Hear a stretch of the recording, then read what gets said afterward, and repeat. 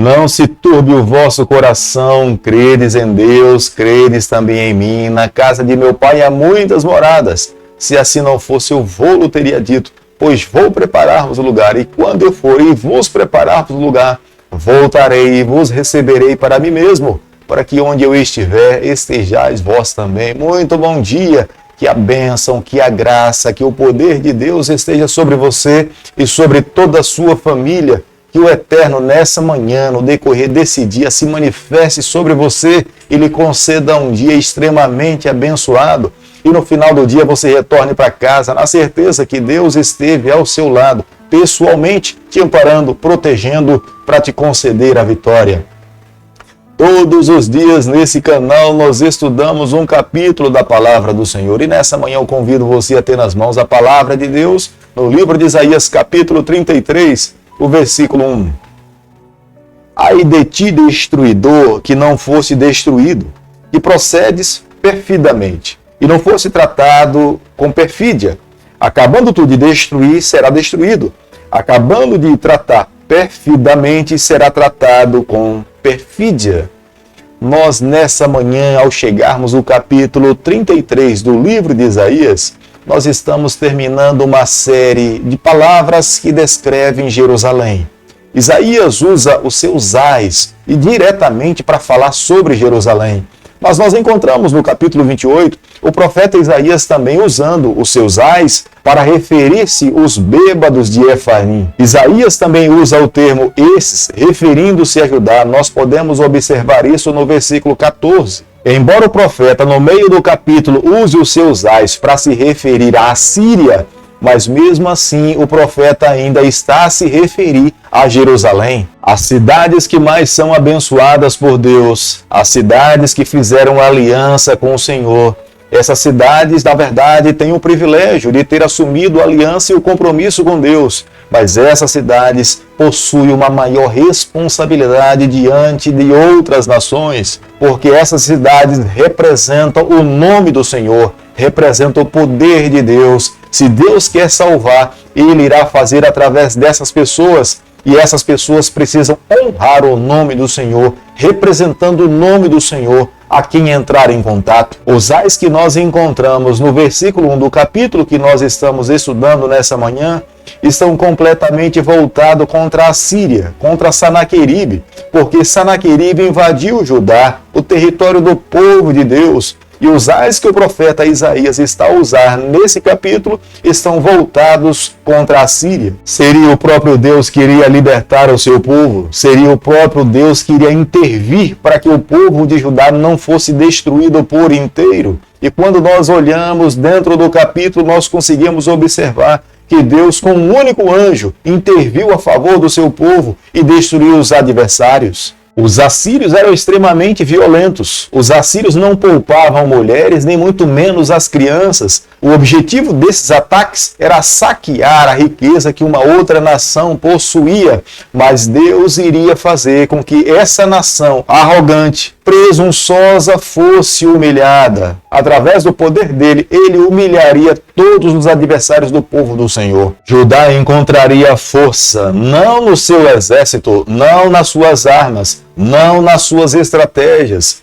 Judá encontraria força no poder de Deus. O que Judá precisava nesse momento era confiar no braço do Senhor. Se Judá cresce no que Deus poderia fazer por eles, e eles creram, é a razão pela qual os assírios foram destruídos, o seu acampamento foi saqueado, e o povo de Judá voltou com a riqueza dos assírios e levaram para suas casas. Isaías capítulo 33, o versículo 13, a Bíblia diz o seguinte: ó vós que estáis longe, o que tenho feito, e vós os que estáis perto, reconhecei o meu poder. Por meio da tribo de Judá, Deus mostrou o seu poder para todo mundo. Deus estava ensinando a todas as nações que Ele é soberano, que não existe nessa terra e nem no céu um Deus tão poderoso quanto Ele. Foi ele mesmo que humilhou a nação mais poderosa daquela época, que era a Síria. A Síria assombrava todas as outras nações, fazia com que todos os reinos tremessem quando eles marchavam na sua direção.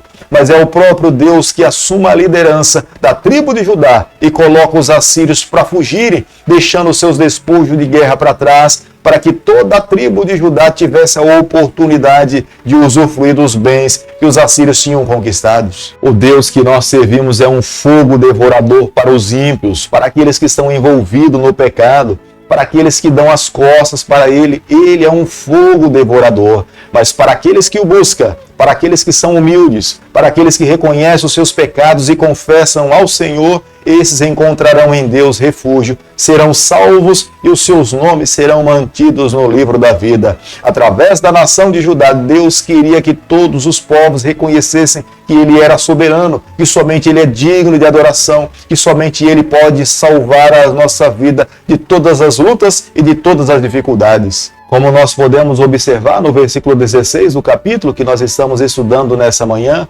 algumas cidades decidiam construir os seus muros, a sua fortaleza, em cima de uma montanha muito alta, porque ao construir uma cidade em cima de uma montanha muito alta, isso era uma dificuldade para os inimigos quando viessem atacar essa cidade. Mas Deus estava dizendo para Jerusalém, Deus estava falando para aquelas cidades daquele período, mesmo que elas estivessem construídas em cima de uma montanha, de um lugar muito íngreme, isso não lhe daria a garantia de se tornar um povo invencível. O povo só seria invencível é aquele que de fato confiasse no Senhor, aquele que se entregasse por completo nas mãos de Deus. Se a nação de Israel tivesse confiado no Senhor, eles jamais teriam perdido uma batalha, porque o Deus que eles estavam servindo jamais conheceu a derrota. Todas as batalhas que ele enfrentou, ele venceu a todas. Embora o profeta Isaías, em muitos momentos, diretamente as suas profecias tinham aplicação àquele período,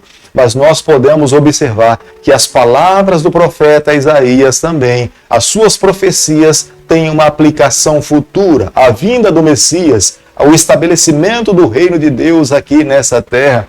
Todos os olhos um dia verão o Senhor, todos os olhos dessa terra se depararão com o seu Criador, com o seu Deus. Nós precisamos hoje desenvolver uma amizade com o nosso Deus, nós precisamos amar esse Deus com todas as nossas forças. Aqueles que hoje dedicam tempo para desenvolver uma amizade com o seu Deus, um dia esse mesmo Deus irá convidar os seus filhos para viver com ele nessa nova Jerusalém. O povo de Deus, liberto de todo mal, de todo sofrimento, de toda angústia, de toda dor, um dia olharão para trás e seremos nós mesmos que iremos perguntar: onde estará aquele lugar de tantas lutas que passamos, de tanto sofrimento que tivemos em nossa vida? E nós iremos ouvir dos lábios do nosso Deus. Será Ele mesmo que irá dizer: não mais morte, não mais dor, não mais pecado, não mais sofrimento. Toda a opressão que vocês passaram ficará para trás. E a partir de então, vocês viverão ao lado do seu Deus eternamente. Querido amigo, aquele que deseja um dia viver eternamente com Deus, precisa hoje se colocar nas mãos desse Deus. Aquele que sonha um dia estar livre de todo pecado, de toda tormenta, de toda dor, ele precisa hoje começar a desfrutar nessa terra as bênçãos que um dia nós receberemos na eternidade. A maior alegria para cada um de nós que vivemos nesse mundo um dia será estarmos ao lado do nosso Deus, vivendo com Ele e reinando com Ele por toda a eternidade. Mas é hoje que nós temos que formar essa amizade com Ele, é hoje que nós temos que conhecê-lo pessoalmente, é hoje que nós temos que submeter a nossa vida à sua vontade. Aqueles que hoje não se comprometem com Deus, jamais poderão um dia viver com Ele eternamente, mas é hoje que nós temos que render a nossa vida nas suas mãos, para que um dia, na eternidade, nós vivamos ao lado do nosso Deus eternamente. Querido Pai, em Tuas mãos, nessa manhã, nós nos colocamos. Queremos a cada dia viver exclusivamente para o Senhor. Invade o nosso coração, molda a nossa vida. Nos conceda a graça de um dia podermos estar com o Senhor na eternidade. É o nosso pedido e a nossa oração, e o fazemos em nome de Jesus. E o Senhor te abençoe e te guarde. Que Ele faça resplandecer o seu rosto sobre você. que Ele tenha misericórdia de você, que sobre você nessa manhã Ele levante seu rosto e conceda a sua paz em nome de Jesus. Amém.